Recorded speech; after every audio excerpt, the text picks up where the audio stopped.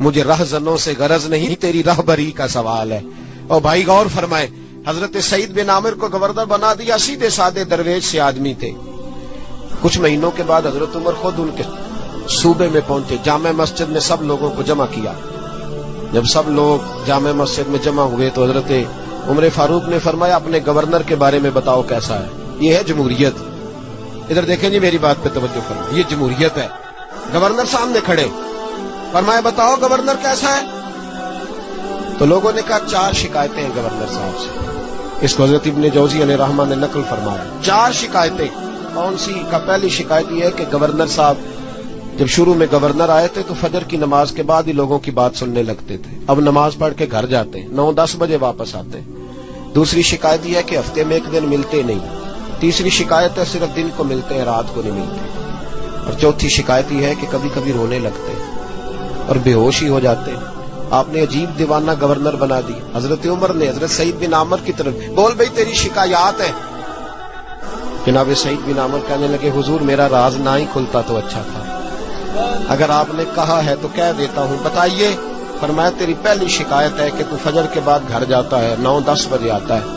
جناب سعید بن عامر رو پڑے۔ گورنر صاحب کہنے لگے حضور غریب ہوں، نوکر رکھنے کے پیسے نہیں، بچے میرے پاس موجود نہیں، بیوی میری بیمار ہو گئی ہے، 30 سال اس بھلی مانس عورت نے میری خدمت کی، اب بیمار ہے، نماز پڑھ کے گھر جاتا ہوں، اپنی معذور اور بیمار بیوی کو ناشتہ پکا کے دیتا ہوں، اگر اس کے کپڑے بدلنے والے ہوں تو اس کا وجود دھو کے کپڑے بدلتا ہوں، گھر میں جھاڑو دیتا ہوں، برتن مانجتا ہوں، لوٹتے دیر ہو جاتی ہے۔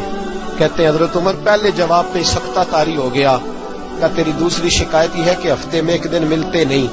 تو سعید بن عامر عرض کرنے لگے حضور کرتا میرے پاس ایک ہی ہے، ہفتے میں 1 دن دھو کے خشک ہونے کو ڈالتا ہوں، بیوی کے کپڑے پہن کے بیٹھا رہتا ہوں، ٹھنڈ کا موسم ہے، اثر وہی ہو جاتی ہے۔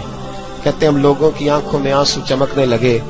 کہا تیری تیسری شکایت یہ ہے کہ تو دن کو ملتا ہے رات کو نہیں ملتا، تو رونے لگے، داڑھی ہاتھ سے پکڑ لی، کہنے لگے حضور دیکھیں کوئی بال کالا تو نہیں نا، ساری سفید ہو گئی ہے، پتہ نہیں رب کریم کب بلا لے گا، دن مخلوق کے لیے رکھا ہے، رات اپنے رب کے لیے رکھی ہوئی ہے، میں ساری رات اسے مناتا ہوں کہ مولا یہاں پردے رکھے ہیں تو وہاں بھی میرے پردے ہی رکھنا، اے اللہ یہاں تو نے وقار دیا ہے تو وہاں بھی وقار ہی دینا۔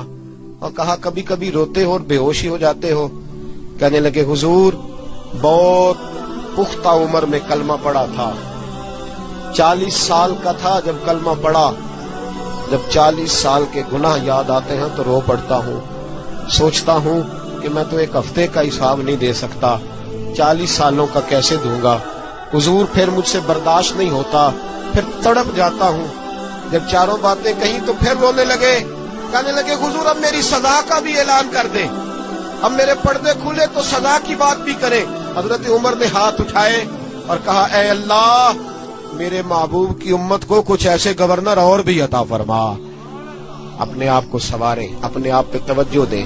بڑا ہو گیا خوابوں کی دنیا میں زندہ رہنا اور لفظوں اور جملوں کی اوٹ میں چھپ کے اپنے آپ کو مطمئن کرنا، اب ذرا عمل کی دروازے کی طرف بھی اپنے قدم بڑھائیں اور کچھ کام ایسے بھی کریں جو ہمارا اور ہمارے رب کا راز ہو، اور صبح قیامت وہ ہمارا خزانہ ہمارے کام آئے، ہمیشہ مدحت خیر الانام میں گزرے۔